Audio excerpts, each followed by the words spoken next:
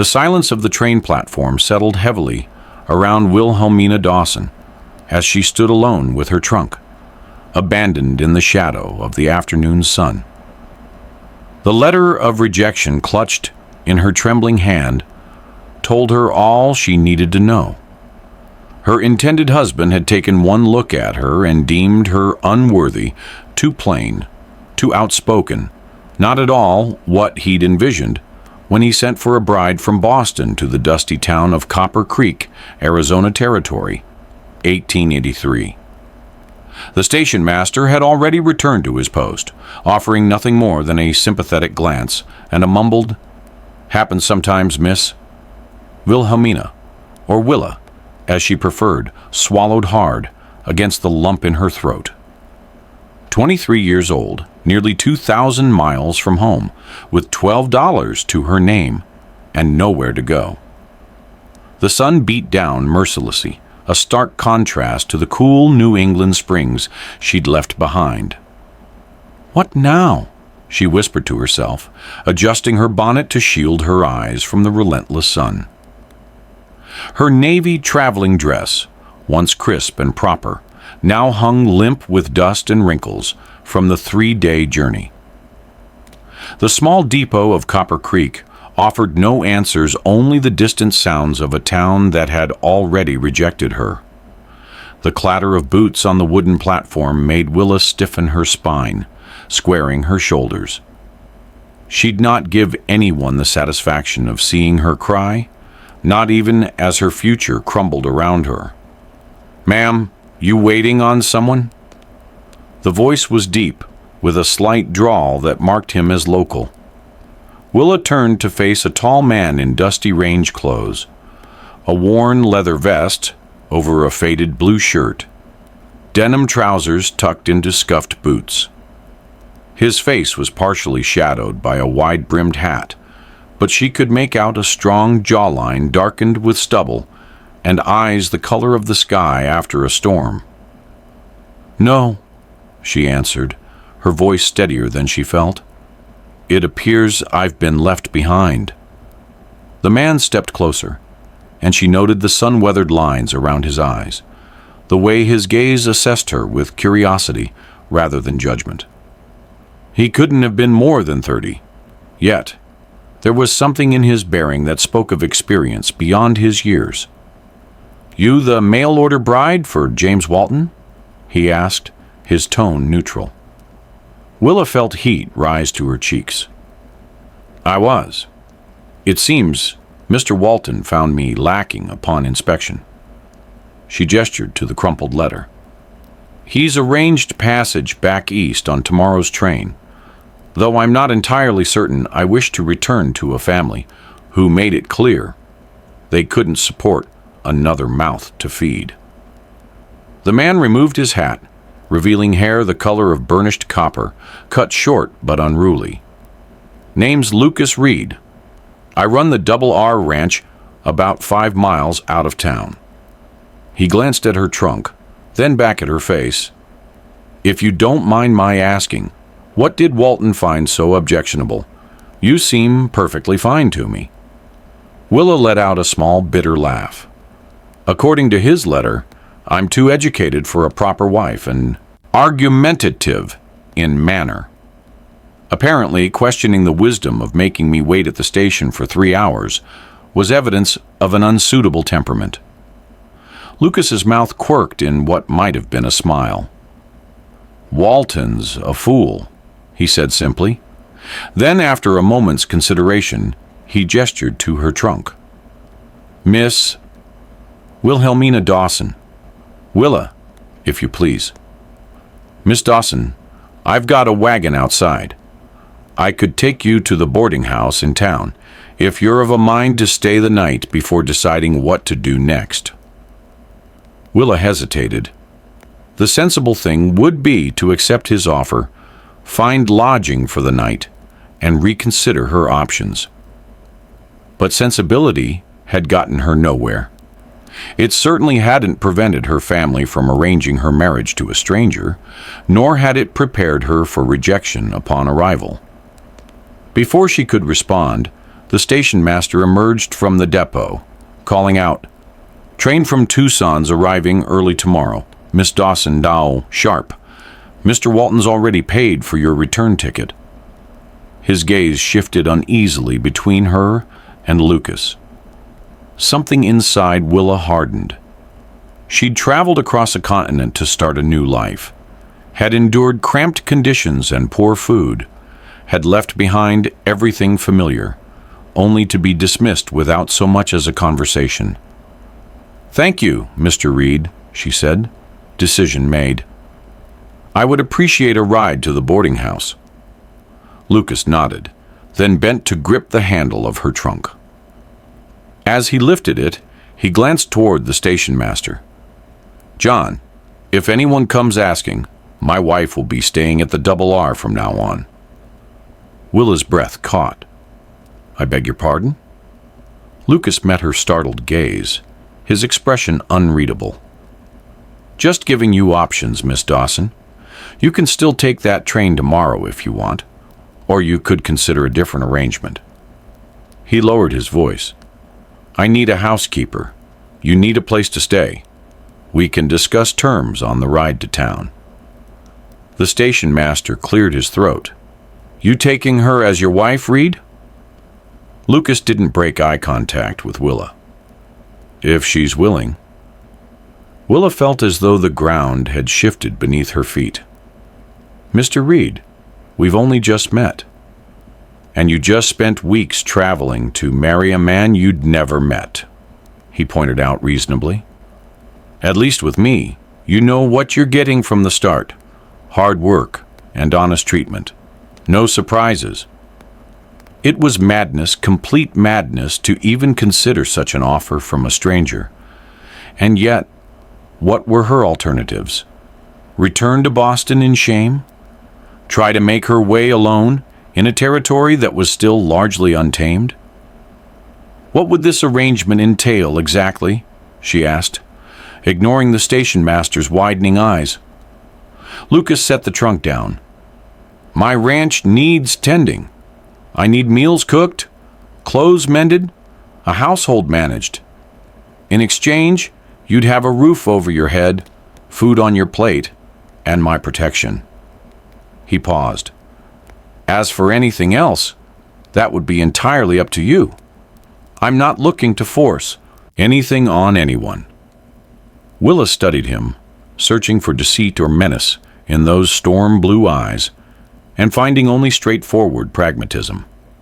He wasn't promising romance or even affection, just survival with her dignity intact. "And if I wish to leave later," she asked carefully, "then I'll take you to the station myself." He offered a small, crooked smile. "Though I hope you'd give the Double R a fair chance before deciding." The depot fell quiet, the only sound the distant whistle of a departing freight train.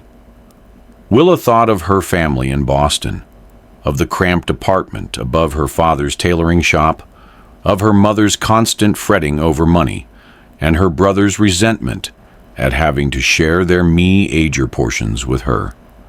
She thought of James Walton's dismissive letter, not even bothering to reject her to her face. Then she looked at Lucas Reed, a man offering a bargain rather than empty promises. "Very well, Mr. Reed," she said finally. "I accept your offer of employment. As for the other matter, I believe we should maintain propriety and mutual understanding before making such declarations." Lucas's smile widened slightly, a glint of respect in his eyes. "Fair enough." He hefted her trunk again and nodded to the station master. "John, might be best if word gets around that Miss Dawson has found suitable arrangements. Don't want Walton thinking he can change his mind." The station master nodded slowly. "Sure thing, Reed. I'll tell folks your wife's arrived, safe and sound."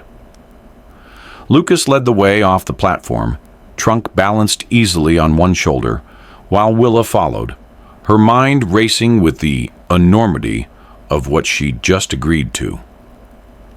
As they approached a sturdy wagon hitched to two bay horses, she wondered if she was making another mistake, jumping from one uncertain future to another. Lucas stowed her trunk in the back of the wagon, then offered his hand to help her onto the high seat. His palm was calloused but warm, his grip firm without being crushing. "You still have time to change your mind," he said quietly, as she settled her skirts. "That train leaves tomorrow." Willa looked out at the dusty main street of Copper Creek, at the buildings that seemed to crouch against the vast expanse of sky and distant mountains. This wasn't what she'd expected, but perhaps that was for the best. Her expectations had led her here, abandoned at a remote train depot. "No," she said with newfound determination. "I came west to build a new life.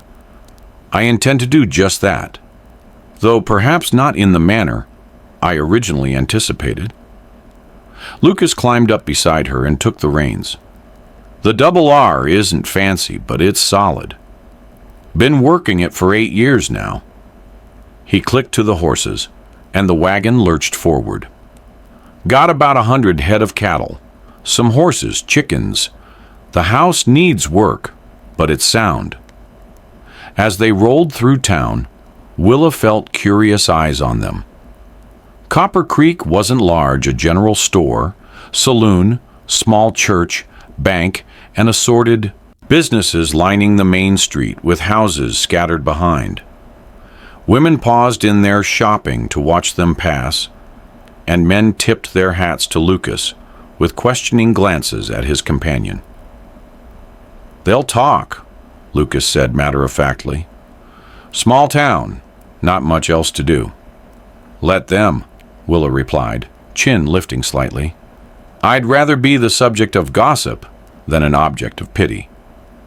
Lucas gave her an appraising look. Walton really was a fool, he murmured, almost to himself. They passed through town and continued along a rutted dirt road that wound through scrubby terrain, dotted with cacti and occasional stands of mesquite. The landscape was utterly foreign to Willa, all open space and distant horizons, so different from Boston's crowded streets and tall buildings. "It's beautiful," she said softly, in a wild sort of way. Lucas nodded. "Takes some getting used to. The land out here doesn't forgive mistakes easily, but it rewards those who respect it." He guided the horses around a bend, and a cluster of buildings came into view in the distance. "That's the double R."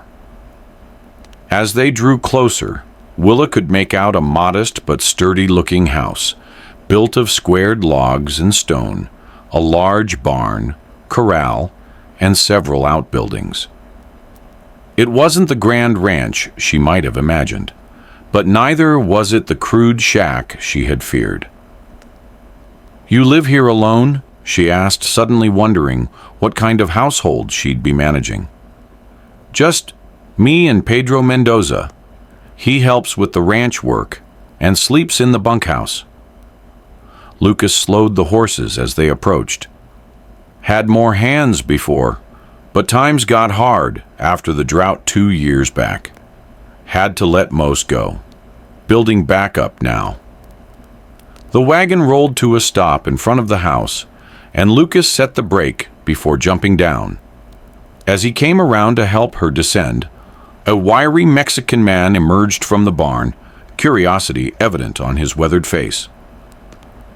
"Pedro," Lucas called, "come meet Miss Dawson. She'll be staying with us." Pedro approached, wiping his hands on a rag. He was perhaps 50, with graying hair and intelligent dark eyes that assessed Willa carefully before he offered a respectful nod. "Welcome to Double R, señorita." "Thank you," Willa replied, extending her hand in greeting. Pedro seemed momentarily surprised by the gesture, but shook her hand with a small smile. "Pedro's been with the ranch since before I bought it," Lucas explained as he retrieved her trunk. "Knows more about cattle than any man I've met." "The boss exaggerates," Pedro said with a modest shrug, though his expression suggested he appreciated the compliment. "I will finish with the new calf, then bring water for the señorita." As Pedro returned to the barn, Lucas carried Willa's trunk up to the house's covered porch. He paused at the door, seeming almost hesitant for the first time. "It's not what you might be used to," he warned. "Been a while since a woman's touch was in this house." Willa straightened her shoulders. "Mr. Reed, I grew up in a 3-room apartment with 6 family members.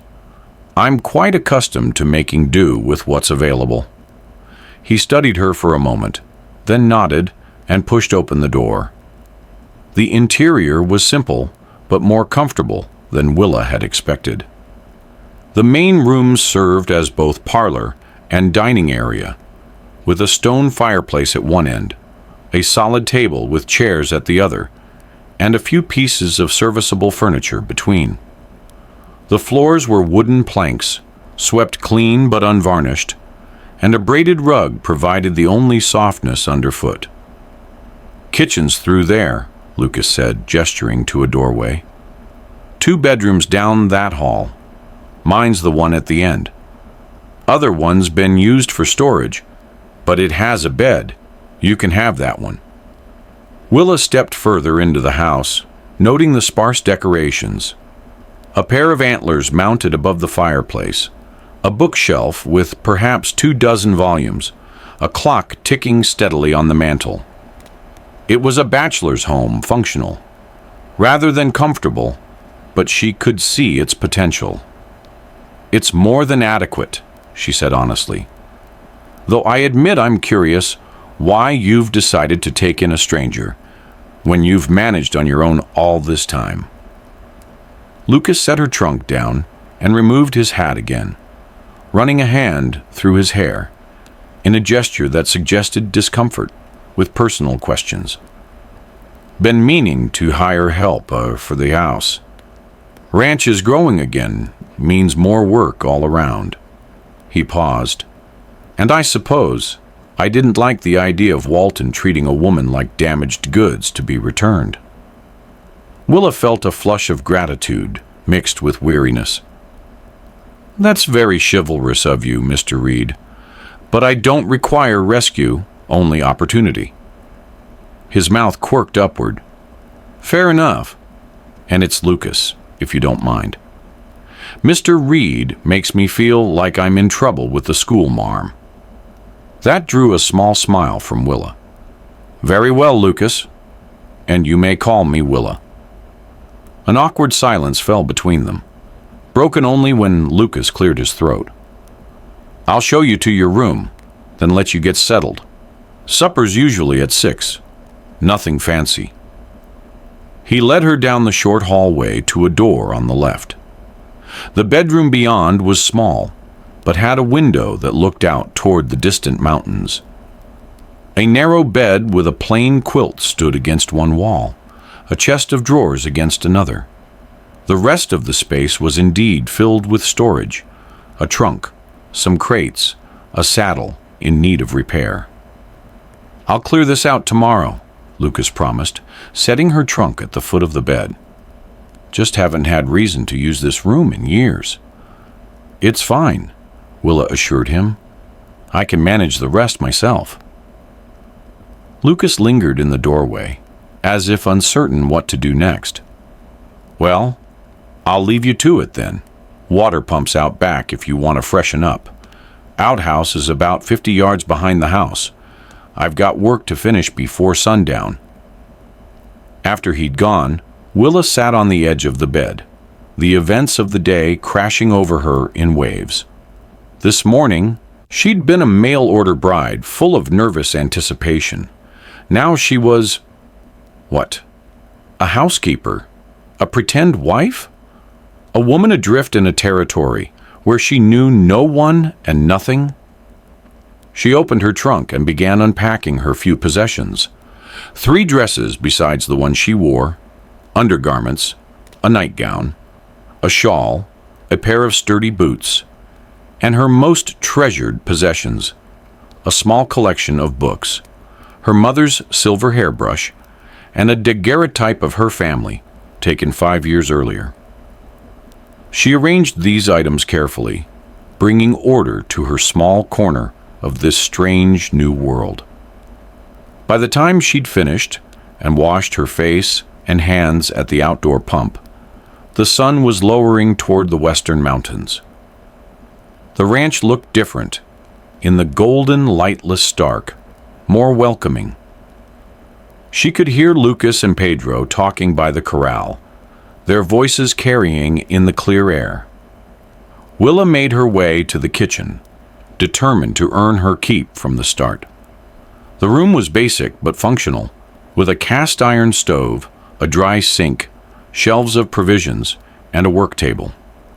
She took inventory of what was available: flour, beans, salt pork, coffee, a few potatoes sprouting eyes, onions hanging in a string bag, and some dubious-looking preserved foods in jars.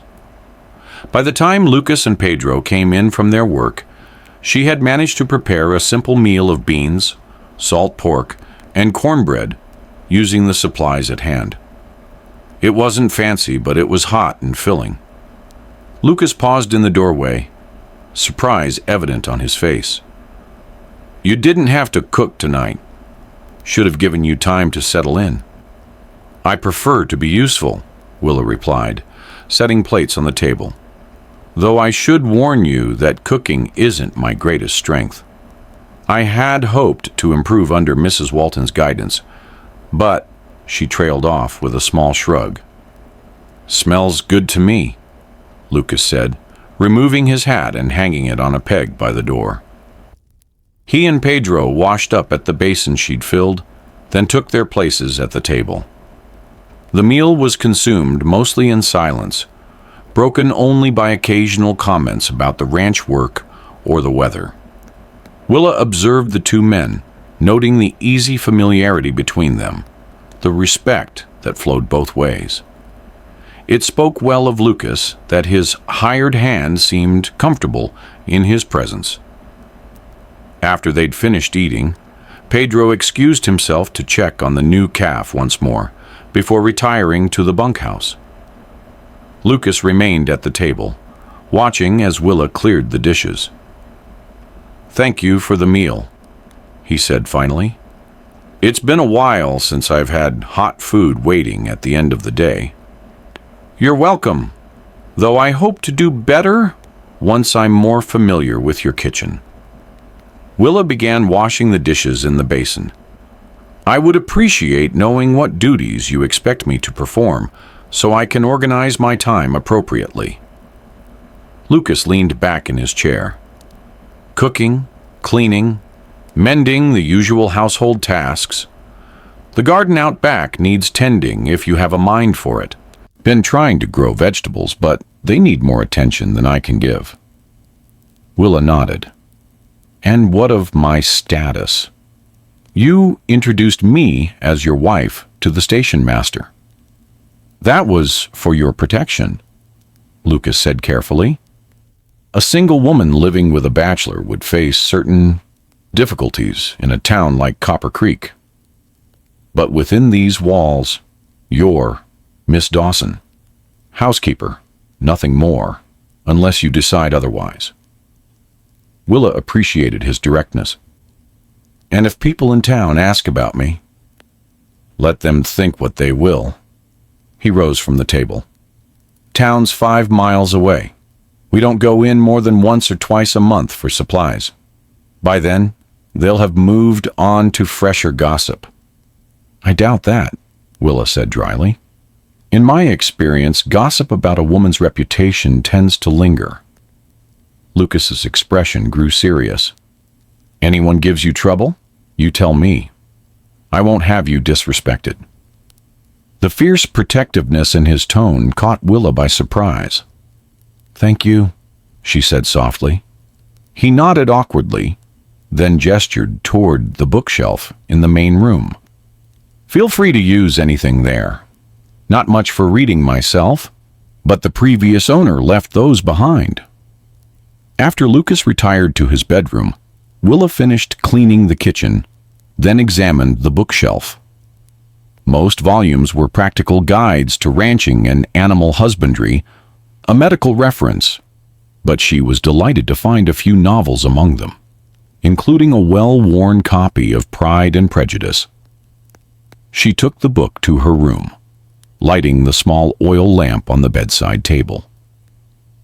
As she prepared for bed, she caught herself wondering what James Walton's house might have been like, what her life would have been as his wife. Would she have had her own bedroom there too? Or would she have been expected to fulfill all wifely duties from the start? Settling under the simple quilt, Willa tried to quiet her racing thoughts. She'd made her choice, or perhaps the choice had been made for her. Either way, the Double R was her home now, at least temporarily. Tomorrow would bring new challenges, but also new beginnings. Her last thought before drifting off to sleep was of Lucas Reed's storm-blue eyes and the unexpected kindness they'd shown a woman abandoned at a train depot. Willa woke to the sounds of a working ranch, a rooster crowing, cattle lowing in the distance, the clatter of pots in the kitchen. For a moment she lay disoriented in the unfamiliar bed, the events of the previous day rushing back like a flood.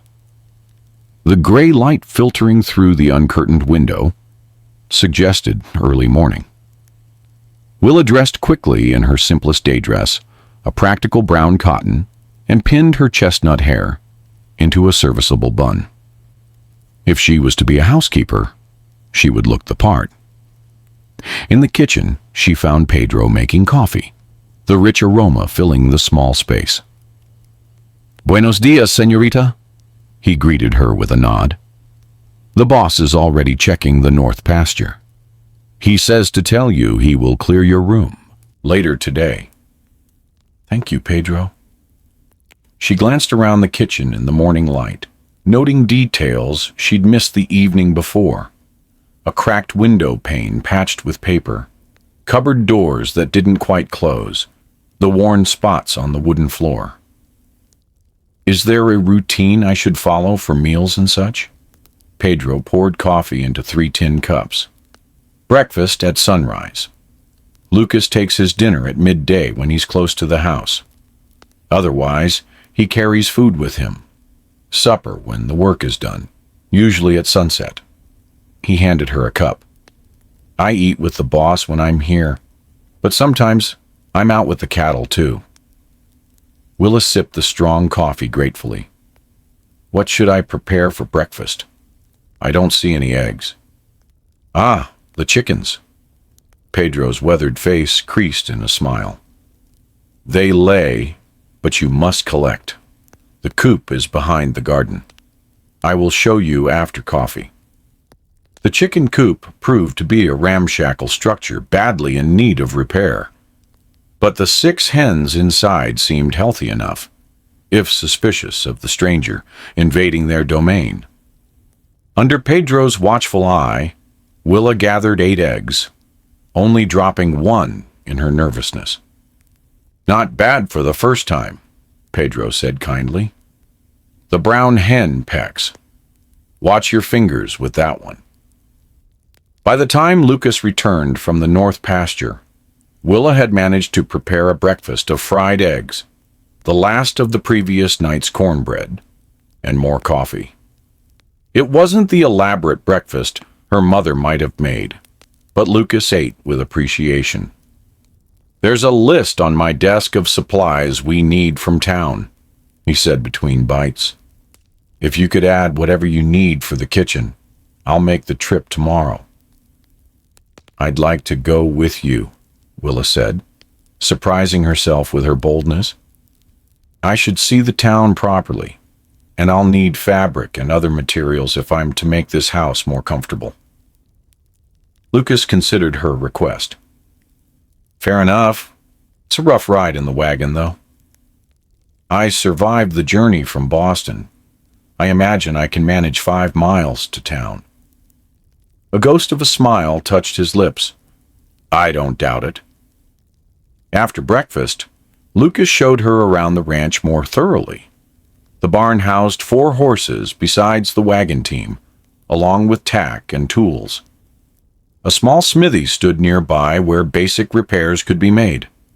The vegetable garden was indeed in a sorry state, choked with weeds and suffering from neglect.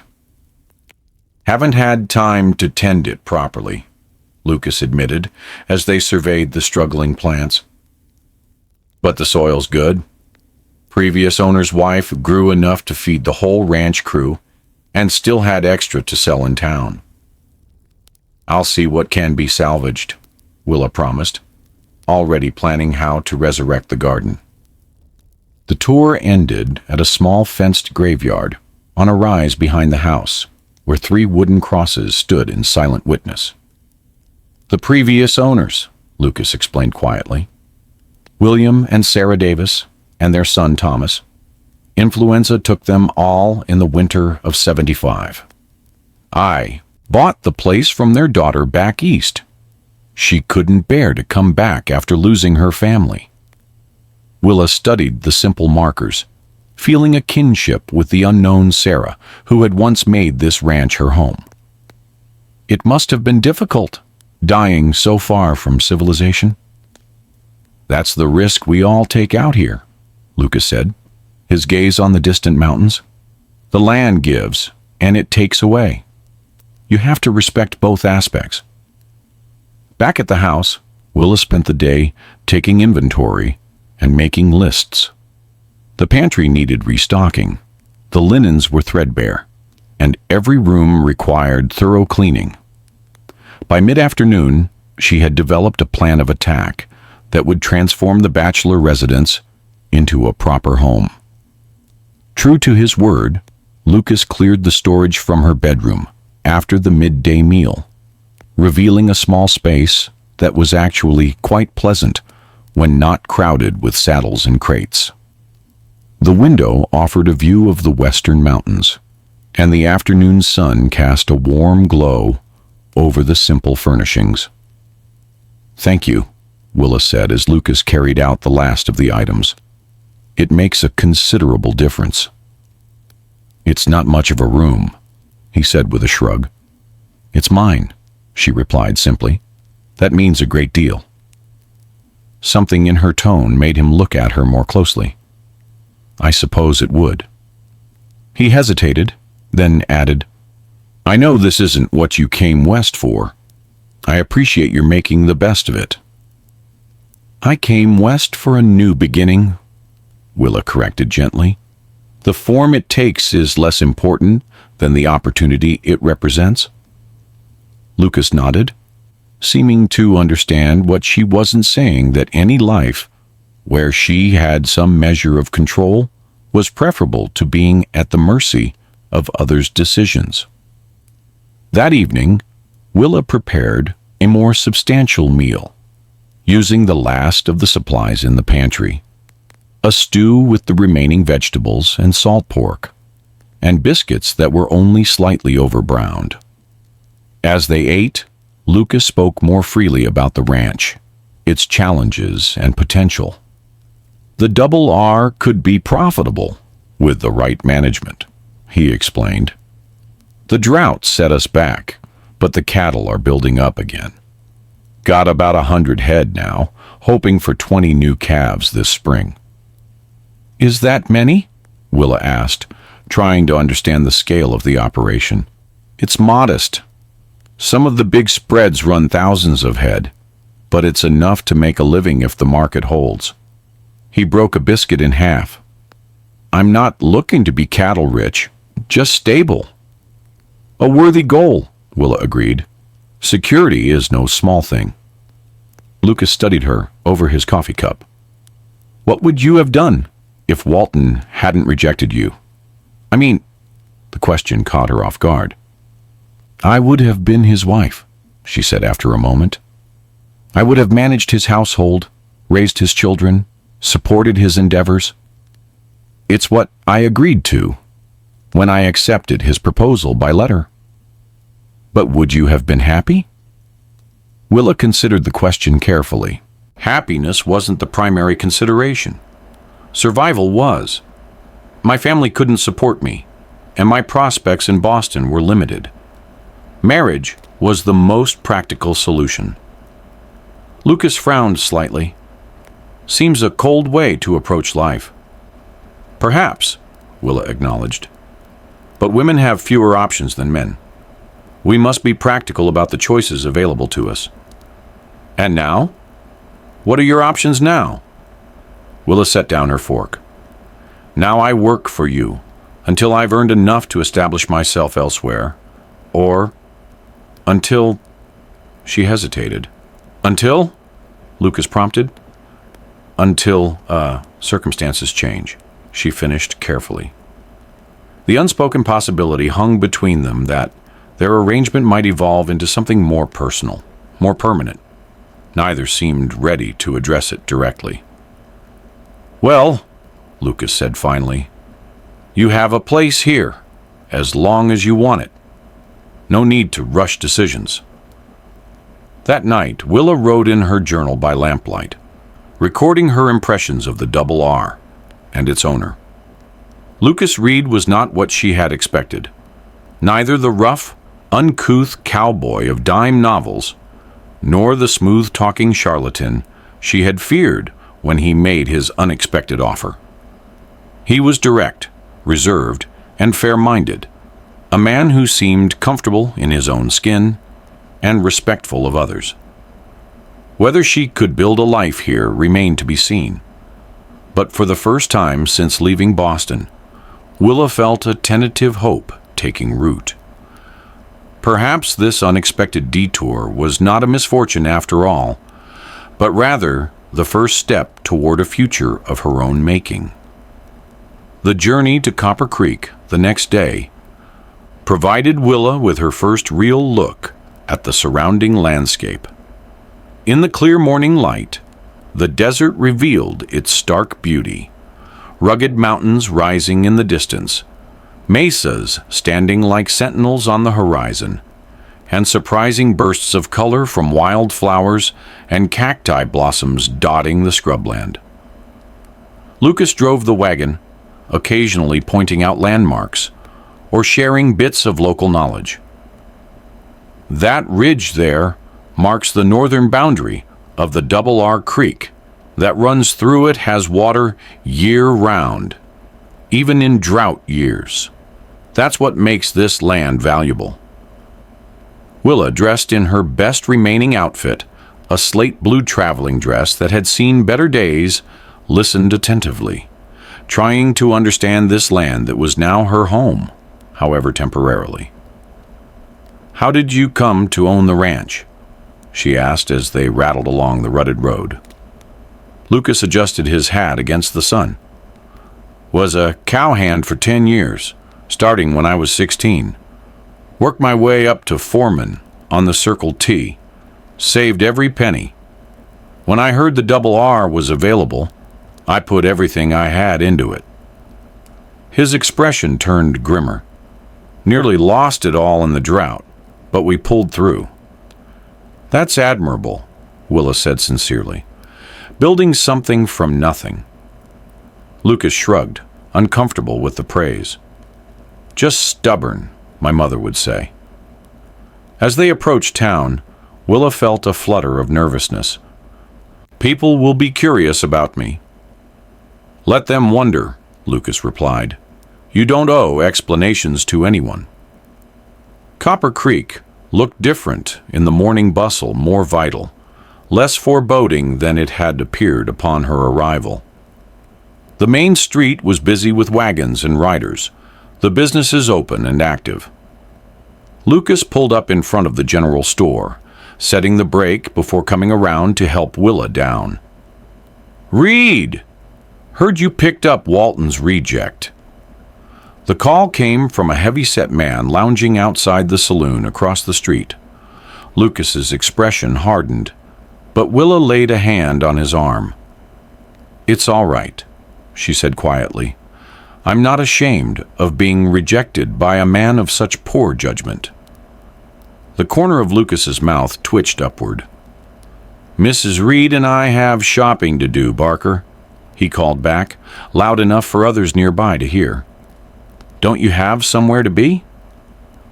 The use of Mrs. Reed sent a jolt through Willa, though she maintained her composure as Lucas escorted her into the general store. Inside, the proprietor, a thin man with spectacles perched on his nose, regarded them with open curiosity.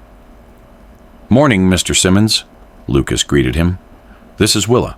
She's come to help at the Double R." Simmons's eyebrows rose. "Help, is it? That what they're calling it these days?" But his tone wasn't unkind, merely amused. "I'm the housekeeper," Willa clarified, deciding directness was best. "Mr. Reed was kind enough to offer employment when my previous arrangements fell through." "Housekeeper, right?" Simmons exchanged a knowing look with Lucas, who remained impassive.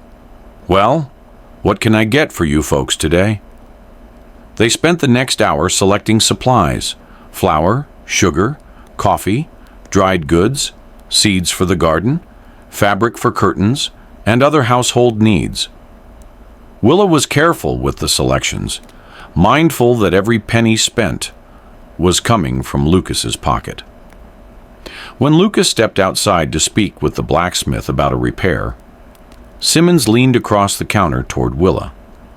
"Walton's a mean-spirited fool," he said in a low voice. "You're better off with Reed. Whatever the arrangement, he's a good man, fair in his dealings." "Thank you for saying so," Willa replied carefully. "Though I assure you, my position is that of housekeeper." Simmons smiled knowingly. "Of course it is. And if it becomes more, well, that's between you two." He wrapped a bolt of calico in brown paper. "Town could use more decent women, married or otherwise. Too many men, and not enough civilizing influence, if you ask me." When Lucas returned, they completed their purchases and loaded the supplies into the wagon. Their next stop was the dress shop, where Willa selected patterns and materials for work clothes, more suitable to ranch life than her Boston dresses. The proprietress, Mrs. Abernathy, was a plump, pleasant woman who clucked sympathetically when she heard Willa's abbreviated story. That Walton wouldn't know a quality woman if she served him tea in the parlor, she declared. "You come back any time you need a bit of female company, dear. Not many of us out here." Their final stop was the post office, where Lucas mailed a letter, and Willa hesitantly inquired about sending word to her family in Boston. "They should know I'm safe, at least," she explained to Lucas, "even if they don't particularly care." "Of course," he agreed. "Use the ranch address for any reply." As they prepared to leave town, a well-dressed man approached their wagon. His expensive suit and gold watch chain marked him as someone of means, though his florid complexion suggested an overindulgence in spirits. "Reed," he greeted Lucas with a nod, before turning his attention to Willa. "And this must be the young lady I've heard about. James Walton mentioned he'd had a misunderstanding with a mail-order bride." Lucas's expression darkened. "No misunderstanding, Hargrove. Just poor judgment on Walton's part." He helped Willa up to the wagon seat. "This is Willa. She's at the Double R now." Hargrove's eyes narrowed slightly. "Indeed. Well, Mrs. Reed," Lucas supplied before Willa could respond.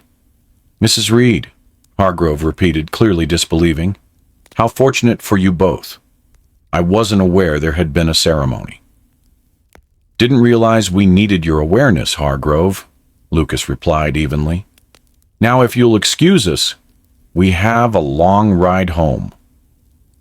As they pulled away, Willa glanced at Lucas's profile, noting the tension in his jaw.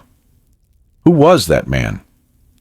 Franklin Hargrove owns the bank and has his fingers in most businesses around here. Fancies himself the most important man in the county. Lucas relaxed his grip on the reins. He's also a business partner of Walton's.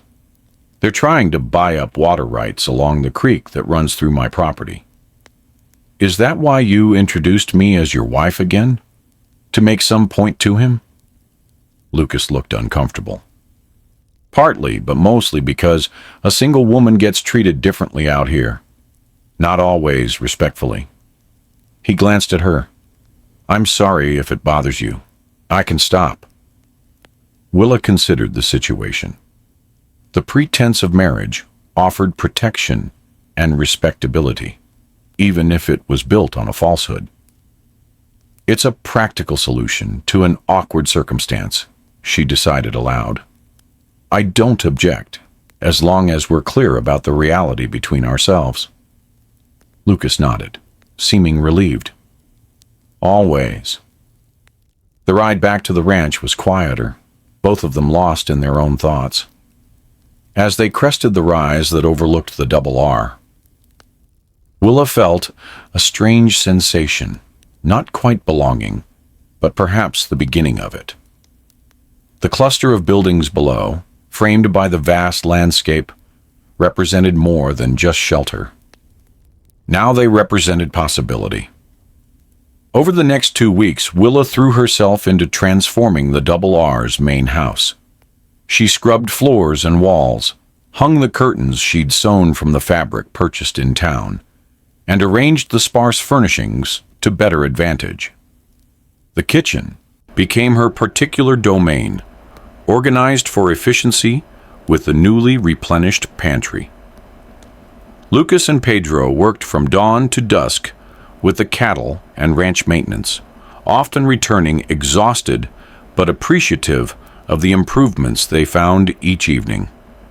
The meals improved too, as Willa gained confidence with the cook stove and adapted her limited skills to the available ingredients. The garden presented a greater challenge. Many plants were beyond saving, but Willa cleared the weeds and prepared sections for new planting using the seeds she'd purchased in town. Pedro, who proved to have considerable knowledge of desert growing, offered advice on what would thrive in the harsh climate. My mother had a garden like this, he told her one evening as they worked together to build a fence that would keep rabbits out. She grew chilies, tomatoes, beans, squash. Even in the dry years, we had vegetables. Would you show me how? Willa asked, genuinely interested. My knowledge of gardening comes entirely from books. Pedro smiled, pleased to be asked. Si, señorita. The desert can grow many things if you understand its ways. Gradually, a routine developed. Willa rose before dawn to start breakfast, worked on household tasks and the garden during the day, and prepared supper in the evening. After the meal, while the men relaxed with coffee or mended equipment on the porch, she would often read by lamplight or work on sewing projects. Lucas remained respectful of her space and position, never pushing for more than she offered. Their conversations grew more comfortable, ranging from practical ranch matters to occasional personal revelations. She learned that he had grown up in Missouri, the son of a blacksmith, and had come west at 16, seeking adventure. He discovered that she had been educated at a girls' school until her father's business faltered, forcing her to leave at 17 to help support the family. I worked as a seamstress, she told him one evening, as they sat on the porch watching the sunset paint the western sky in brilliant oranges and purples. Then, as a shop assistant. But when my youngest brother needed medicine we couldn't afford, my parents arranged the match with Mr. Walton. His advertisement specified an educated young woman of good family but modest means. Lucas frowned. They sold you to pay for medicine? Willa sighed. It wasn't quite so mercenary. They believed they were securing my future while easing their own burden, and I agreed to it. She smoothed her skirt. Life offers few perfect choices, especially for women. Marriage was the most practical solution. Still doesn't seem right, Lucas muttered. Perhaps not, but it led me here, which has proven less catastrophic than I initially feared. She offered him a small smile. The double R has its merits. Lucas returned her smile, the fading light softening his features. Glad to hear it. As April turned to May, the ranch work intensified. New calves required attention, fences needed mending after winter damage, and preparations began for the summer cattle drive to the railhead in Tucson. Lucas and Pedro worked longer hours, sometimes not returning until well after dark. One evening, when Lucas hadn't appeared for supper, Willa wrapped a plate of food and carried it out to the north pasture where he'd mentioned he'd be working. She found him by lantern light, hunched over a sickly calf, his expression concentrated as he tried to coax the animal to drink from a bottle. "I brought you something to eat," she said, approaching carefully to avoid startling either man or beast. Lucas looked up, surprise evident on his tired face. "You didn't have to do that.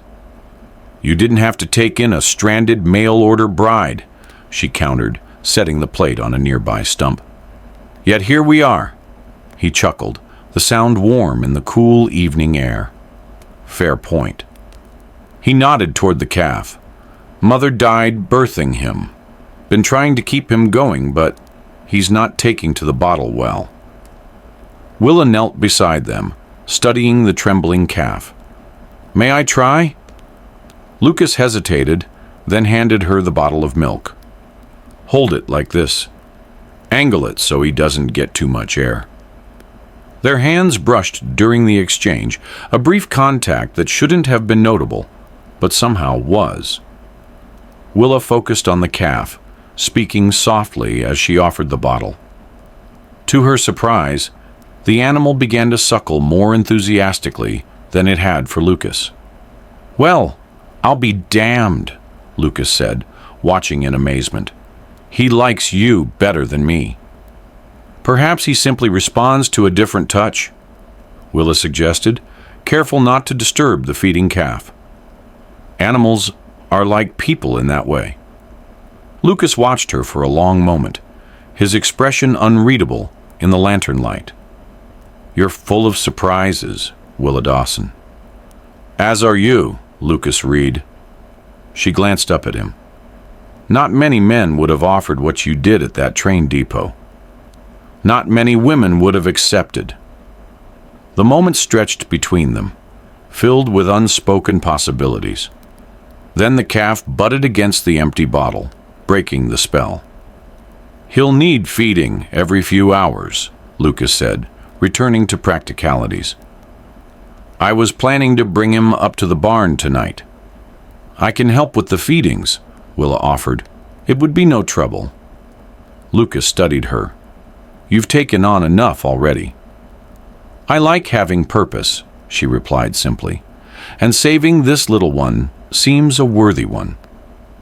Together they carried the calf back to the barn, settling him in a stall with fresh straw.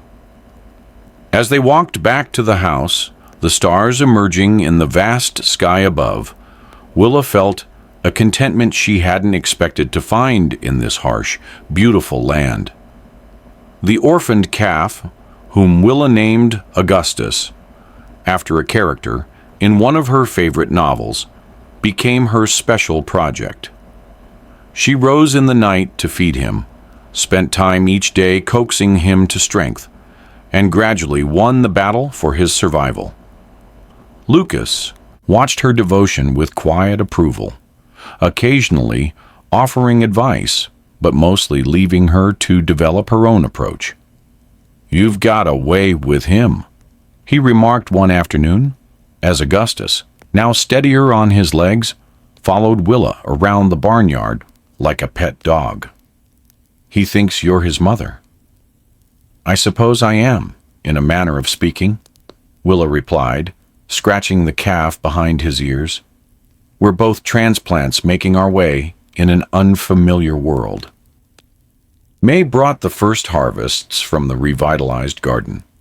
Radishes, spring onions, and lettuce that added welcome freshness to their meals. Willa took particular pride in serving vegetables she had grown herself, especially when Lucas commented on the improvement to their usual fare. "Never thought I'd look forward to eating rabbit food," he teased as she served a salad alongside the usual beans and beef. "But this is good." "Wait until the tomatoes ripen," she promised. "Then you'll truly appreciate rabbit food." Their easy banter had become a feature of mealtimes, a comfortable exchange that felt increasingly natural. Willa found herself watching for Lucas's rare smiles, taking satisfaction in drawing them out. For his part, Lucas seemed to linger longer at the table, their conversations extending well past the end of the meal. It was during one such evening, with the windows open to catch the late spring breeze, that Lucas broached a subject they'd both been avoiding. "Town's having a Founders' Day celebration next weekend," he said, turning his coffee cup in his hands. "Dance, picnic, the usual festivities. Thought you might like to go." Willa looked up from her mending, surprised by the invitation. "As your housekeeper or your wife?" she asked directly. Lucas met her gaze steadily. "As whatever you're comfortable with, but people have settled on their own conclusions already. Might as well enjoy the benefits of their assumptions." "You mean attending a social event together without causing scandal?" "Something like that." He set his cup down. "You don't have to decide now. Just thought you might enjoy a day away from the ranch. Meet some of the other women in the area." Willa considered the offer. She hadn't left the Double R since their shopping trip weeks ago, and the isolation, while peaceful, occasionally weighed on her. "I would like that," she decided, "though I have nothing suitable to wear for dancing." "Mrs. Abernathy at the dress shop might help with that." Lucas rose from the table. "We can stop there when we go in." The prospect of the social event occupied Willa's thoughts over the next few days. What did it mean that Lucas wanted to present her publicly as his wife? Was it merely practical, as he suggested? Or was there something more behind the invitation? Her opportunity to visit the dress shop came sooner than expected. 3 days later, a rider from the neighboring ranch brought word that Lucas was needed to help with a cattle rustling situation in the eastern foothills. He would be gone for at least 2 days. "Pedro will stay at the ranch," Lucas told her as he packed saddlebags for the journey. "I don't like leaving you alone, but this can't be helped. These rustlers have hit 3 ranches already." "We'll manage," Willa assured him, though she felt a flutter of anxiety at the thought of his absence. "Be careful." Lucas paused in his preparations, looking at her with an intensity that made her breath catch. "I will." He hesitated, then added, "When I get back, we should talk about arrangements for the future." Willa's heart quickened. What sort of arrangements? More permanent ones, maybe. His voice was gruff, his attention suddenly very focused on tightening the straps of his saddlebag. "If you're amenable." Before Willa could respond, Pedro appeared at the door to announce that the other ranchers were approaching. The moment for clarity passed, leaving Willa with more questions than answers as she watched Lucas ride away with the group of grim-faced men.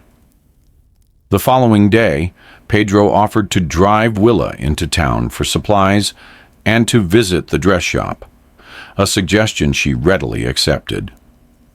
The chance to prepare for the Founders' Day celebration, and perhaps for a more significant conversation with Lucas upon his return, was too important to miss.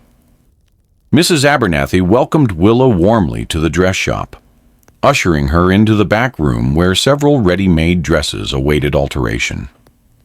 "I've been hoping you'd come by," she said, displaying a blue silk gown with modest lace trim. "This just came in from Tucson. Would suit your coloring beautifully." Willa touched the fine fabric wistfully. "It's lovely, but I'm afraid it's beyond my means." "Nonsense," Mrs. Abernathy declared. "Lucas Reed can well afford to dress his wife properly for Founders' Day. Everyone will be in their finest." "I'm not actually," Willa began, then stopped. What was she exactly? Not Lucas's wife, in truth, but something more than a mere employee. After these weeks of shared meals and conversations, of working side by side to build something on the double R, Mrs. Abernathy misinterpreted her hesitation. "My dear, no one cares about the technicalities out here. Half the marriages in the territory started without benefit of clergy. What matters is the commitment between two people." She lowered her voice. "And from what I hear, Reed's never shown interest in any woman before you arrived. That speaks volumes." Willa allowed herself to be persuaded to try on the dress, which fit as if made for her, with only minor adjustments needed to the hem and waist. The reflection in Mrs. Abernathy's mirror showed a transformed woman, not the abandoned mail-order bride in travel-worn clothes, but a composed, elegant figure who looked as if she belonged in this frontier town. "Lucas won't be able to take his eyes off you," Mrs. Abernathy predicted as she pinned the hem. "It's not like that between us," Willa protested weakly. The older woman smiled knowingly. "Not yet, perhaps. But I've been watching men and women find each other for 40 years, my dear. There's something there, whether you've acknowledged it or not." Willa couldn't deny the flutter in her stomach when she thought of Lucas, seeing her in the blue silk, or of his cryptic words about more permanent arrangements. Was it possible that what had begun as a pragmatic solution for both of them had evolved into something more meaningful? On the ride back to the ranch, with the dress carefully boxed and stowed in the wagon, Willa found herself looking at the double R with new eyes.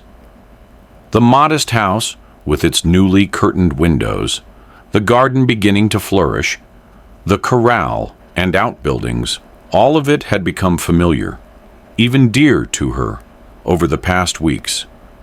Could it truly become her home, not just her workplace? Lucas returned late the following day, dusty and weary, but unharmed.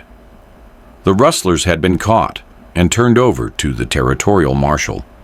He reported over the supper Willa had kept warm for him. 3 men from up north thought they could make easy money stealing cattle from isolated ranches, he explained between bites of stew. "Won't be trying that again anytime soon."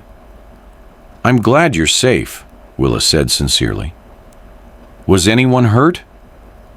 "Jim Colton took a bullet in the arm, but the doctor says he'll mend." Lucas's expression softened as he looked at her across the table. "The house feels different when you're here." "Better." The simple statement warmed Willa more than any flowery compliment could have. "I went to town with Pedro yesterday," she told him, changing the subject to hide her flustered reaction. "Mrs. Abernathy helped me find a dress for the Founders' Day celebration." Lucas smiled. "Good. I want you to enjoy yourself." He set down his fork. "Willa, about what I said before I left." A crash from the barn interrupted him, followed by Pedro's shout.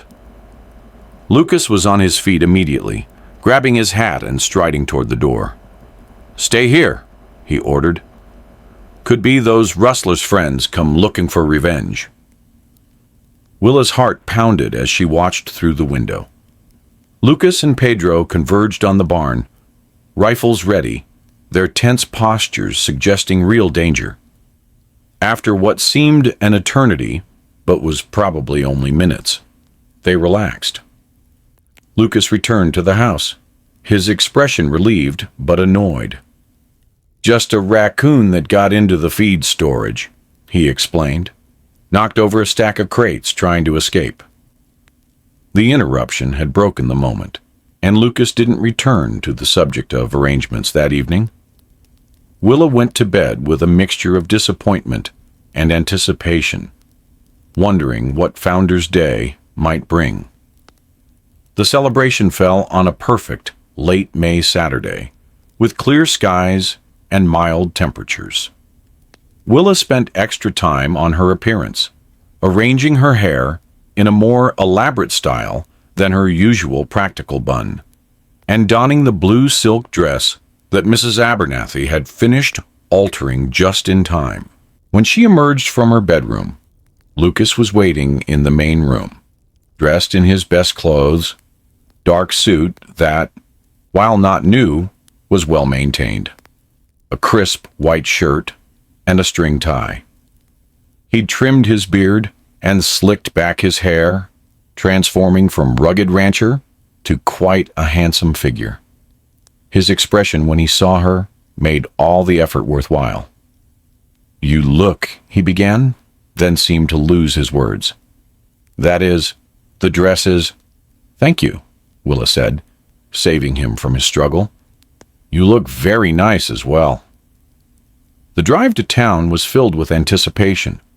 Copper Creek had been transformed for the celebration, with bunting decorating the main street, tables set up for the picnic, and a wooden platform constructed for dancing.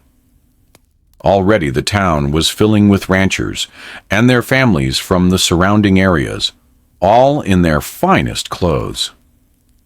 As Lucas helped Willa down from the wagon, she was acutely aware of the curious glances directed their way.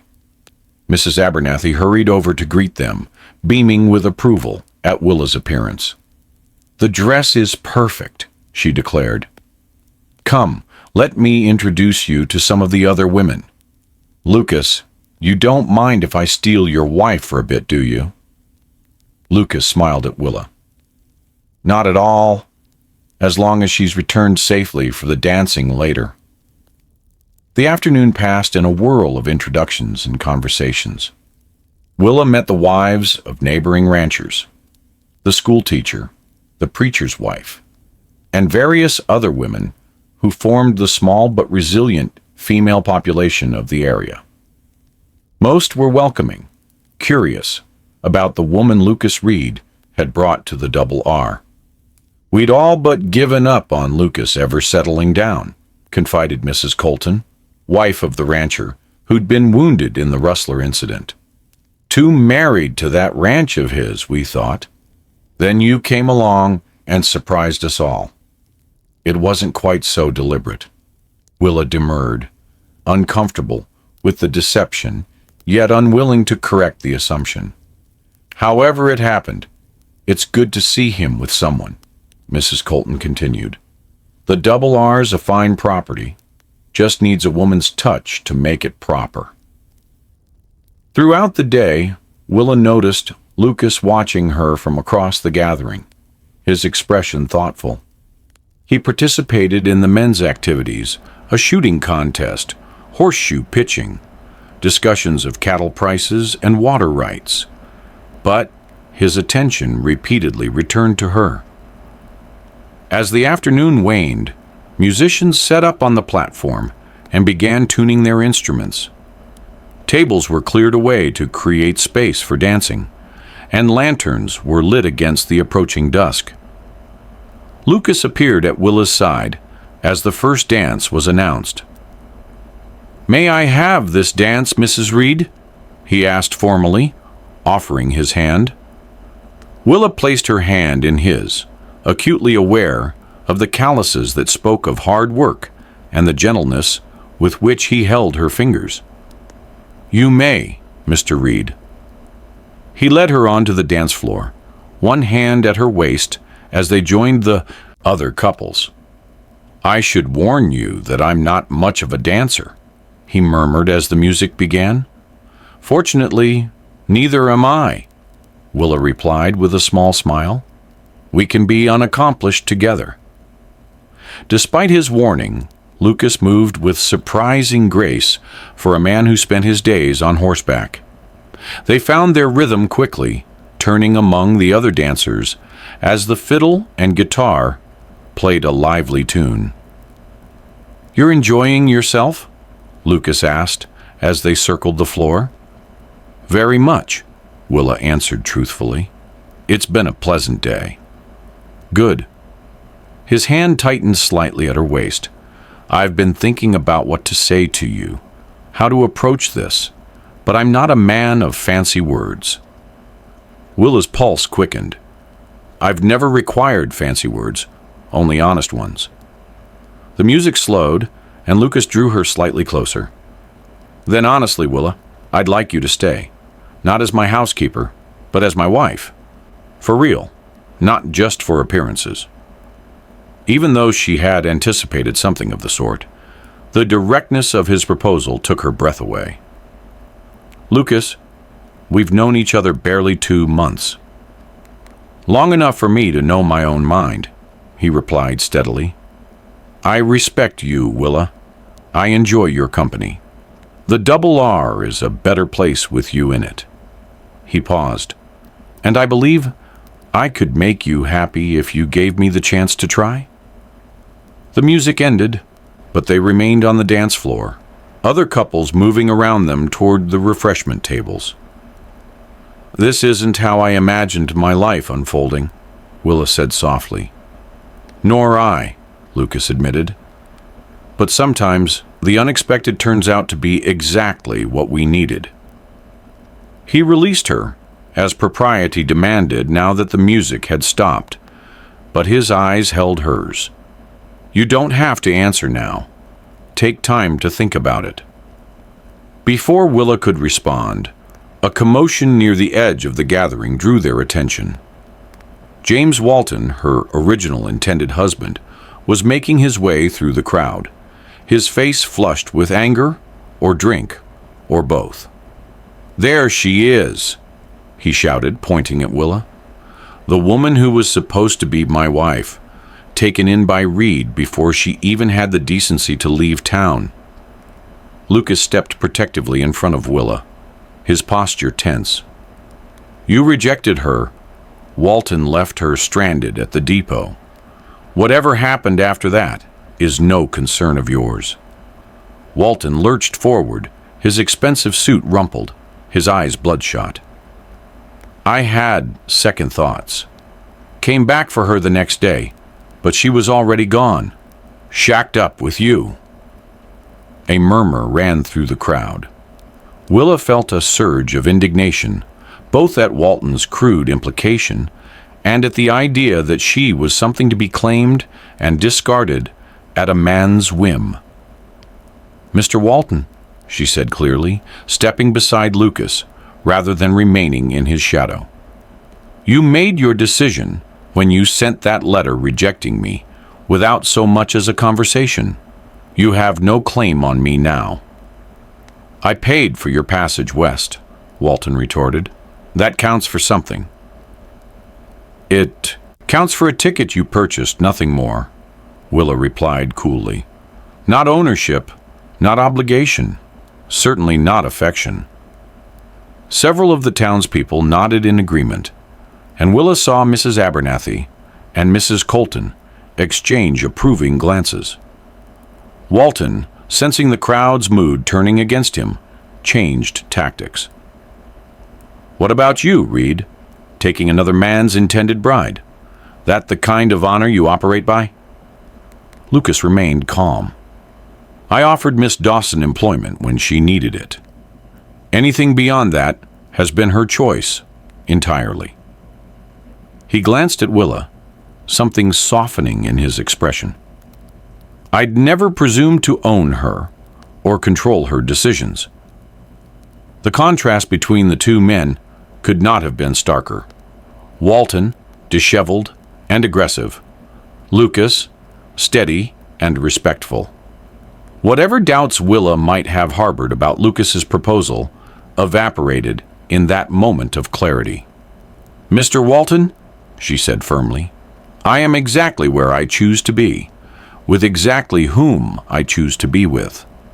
Your opportunity passed when you decided I wasn't suitable without bothering to know me. Please, excuse us. She turned to Lucas, who was watching her with undisguised admiration. I believe you promised me another dance, Mr. Reed. Lucas offered his arm with a smile that reached his eyes. So I did, Mrs. Reed. As he led her back to the dance floor, leaving Walton sputtering behind them, Willa leaned close to murmur. Yes. Yes, Lucas repeated, his hand finding her waist as the music began again. Yes, I'll stay. Yes, I'll be your wife, your actual wife. She met his gaze steadily. Not because I need protection or security, though I appreciate both, but because I've come to care for you, Lucas Reed, more than I expected to. The smile that transformed his face was like sunrise, breaking over the mountains gradual, then suddenly brilliant. I've been half in love with you since you stood on that depot platform with your chin held high, refusing to be broken by Walton's rejection. Only half? Willa teased, feeling suddenly light. The other half caught up quickly, he assured her, his hand tightening on hers as they moved to the music. The rest of the evening passed in a blur of dancing and conversation, with frequent interruptions from you, well-wishers, who had witnessed the confrontation with Walton. By the time they left the celebration, word had spread throughout the gathering that Lucas and Willa would be making their arrangement official with a proper ceremony soon. The ride back to the Double R was filled with a new awareness shift in their relationship that was both momentous and somehow inevitable. When they reached the ranch, Lucas helped Willa down from the wagon, but didn't immediately release her hands. I meant what I said, he told her in the silver moonlight. I want you to stay because you want to, not because you feel obligated or trapped. I know, Willa replied softly. That's why I said yes. He hesitated, then bent slowly, giving her ample time to step away if she chose. When she didn't, he brushed his lips against hers in a gentle, questioning kiss.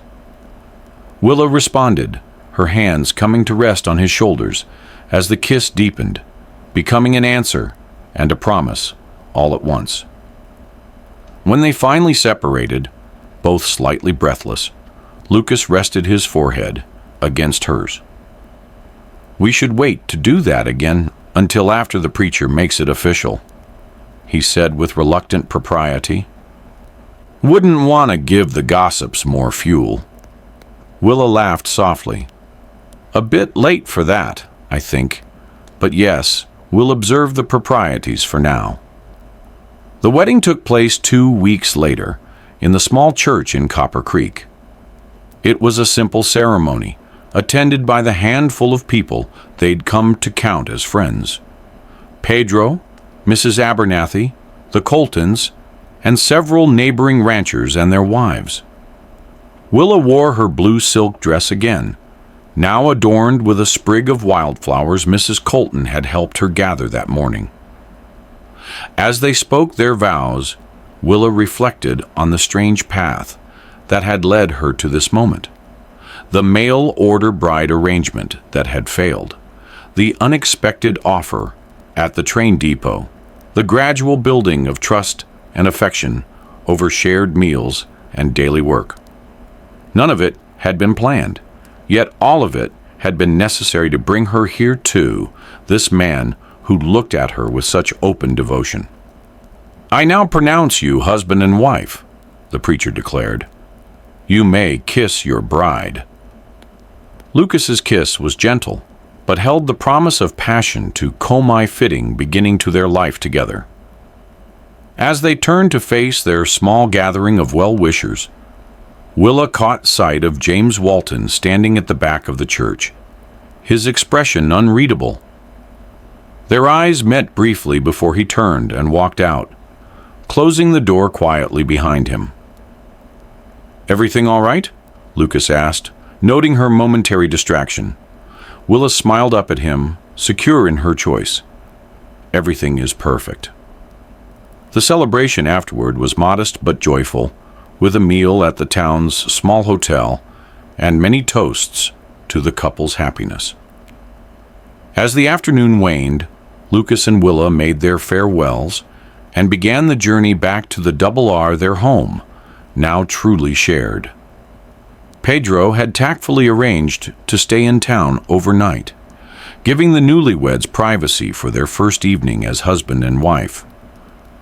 The house welcomed them with familiar comfort, yet everything felt new, charged with possibility. That night, as moonlight filtered through the curtains Willa had sewn, husband and wife discovered each other fully for the first time. Their coming together was tender and passionate by turns, a physical expression of the bond that had grown between them over the past months. Afterward, as Willa lay in the circle of Lucas's arms, she thought about the twists of fate that had brought her to this moment. "I should thank James Walton," she murmured drowsily. "If he hadn't rejected me, I never would have found you." Lucas tightened his embrace. "His loss, my gain," he said simply, pressing a kiss to her temple. "Though I'd like to think we might have found each other somehow, even if circumstances had been different." "Perhaps," Willa agreed, liking the notion that they were somehow meant to meet. "But I'm rather fond of our story, as it is abandoned at the depot, rescued by a cowboy with a proposal." "Not rescued," Lucas corrected gently. "Offered an opportunity that you were brave enough to accept. There's a difference." Willa smiled in the darkness, appreciating his understanding of what mattered to her. "Yes, there is." As summer ripened into fall, the Double R prospered under their joint stewardship. The garden produced abundantly, the cattle thrived, and the house truly became a home, filled with small comforts and personal touches that reflected both its occupants. Willa discovered unexpected satisfaction in ranch life, the rhythm of seasons, the direct connection between work and results, the small daily victories of a well-managed household and productive land. Lucas found new joy in sharing the achievements and challenges with a partner who understood both his practical concerns and his deeper attachment to the ranch. Their marriage deepened with each passing month, built on mutual respect, shared labor, and growing affection.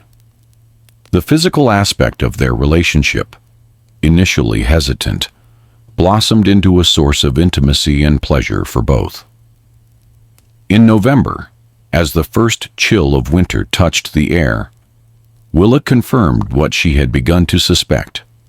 She was expecting a child in the late spring. Lucas's reaction to the news was everything she could have hoped for, his usual reserve giving way to unrestrained joy as he lifted her in a careful embrace. "A family," he said wonderingly, his hand gentle on her still flat stomach. "Our family." "Yes," Willa agreed, covering his hand with her own. "Though it already feels like we're a family, you and I." Lucas smiled, the expression now familiar and dear to her. "We are. This little one will just make it more complete." As they prepared for their first Christmas on the Double R, Willa sometimes marveled at how thoroughly her life had changed in less than a year. From reluctant mail-order bride to abandoned traveler to ranch wife and expectant mother, each transformation had brought her closer to the contentment she now felt.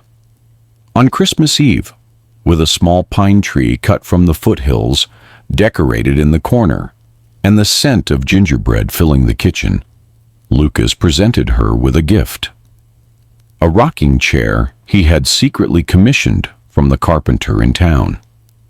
"For when the baby comes," he explained, as she ran her hands over the smooth wood.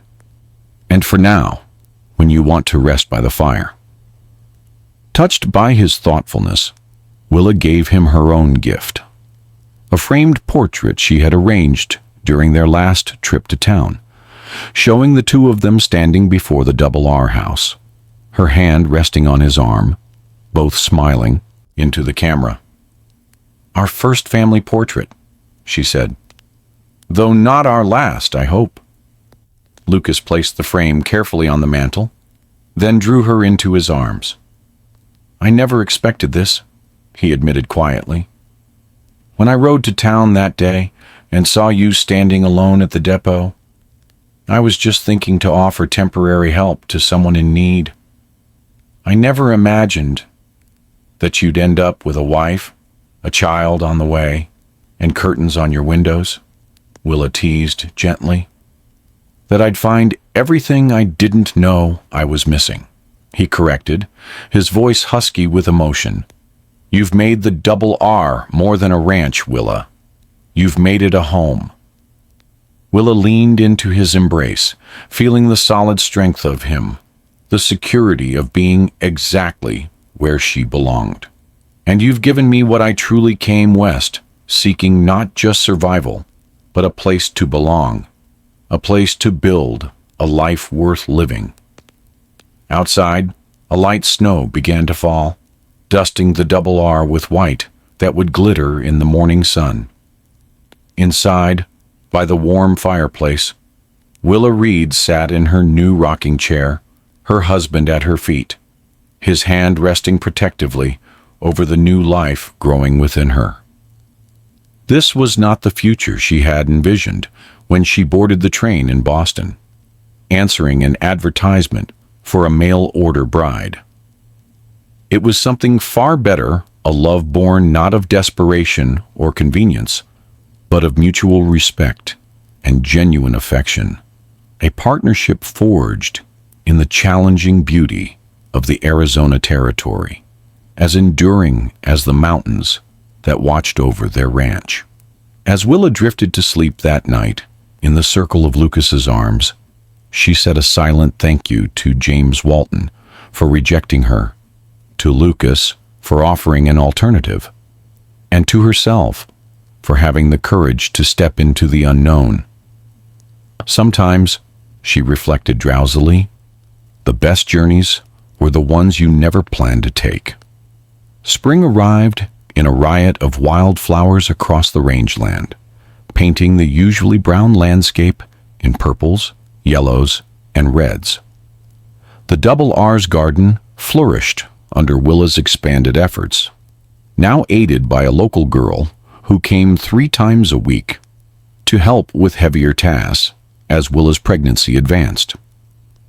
In late May, after a day and night of labor attended by Mrs. Colton, who had experience as a midwife, Willa gave birth to a healthy daughter, with Lucas's copper hair and her own determined chin. They named her Sarah Elizabeth Reed, after Lucas's mother and Willa's grandmother.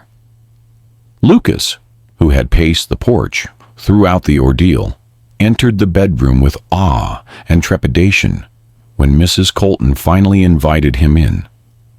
The sight of his wife, exhausted but radiant, holding their tiny daughter, brought the stoic rancher to tears.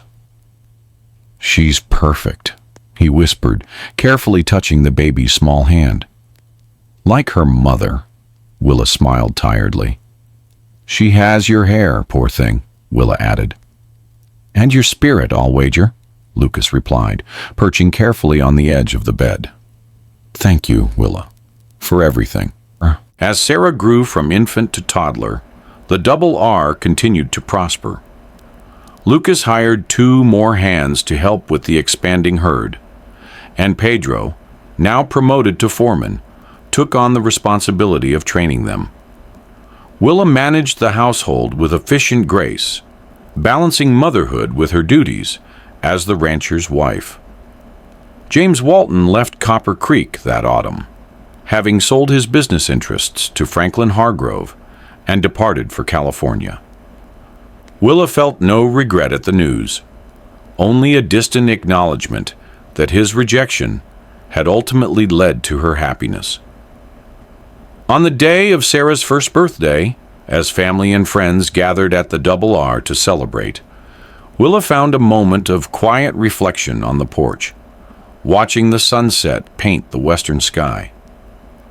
Lucas joined her, slipping an arm around her waist as they stood in comfortable silence. "Penny for your thoughts," he said eventually. Willa leaned into his embrace. "I was thinking about that day at the train depot, how close I came to boarding the eastbound train the next morning. How different our lives would be if I had." "I'd have come after you," Lucas said with quiet certainty. "Maybe not that day, but eventually, once I met you, I don't think I could have just let you go." Willa turned in his arms to face him. "You never told me that." Lucas shrugged slightly, a gesture she had come to recognize as embarrassment. "Never seemed the right time to admit I was smitten from the start. Didn't want you thinking I'd taken advantage." "Lucas Reed," Willa said with fond exasperation, "after all this time, do you still not realize that I fell in love with you just as quickly? That by the time you proposed at Founder's Day, I was already hoping you would?" His smile was slow and sweet. "I hoped, but I wasn't certain. You're not always easy to read, Mrs. Reed." "Then let me be perfectly clear now," Willa said, rising on tiptoes to kiss him softly. "I love you. I'm grateful for every day we have together, and I have never once regretted saying yes to your proposal, either of them." Inside the house, Sarah's laughter mingled with the conversation and music of their celebration. Outside, the first stars appeared in the deepening blue of the Arizona sky. And on the porch of the home they had built together, Lucas and Willa Reed shared a kiss that held the memory of their unexpected beginning and the promise of their future, together a love story that had started with rejection and found its way to joy.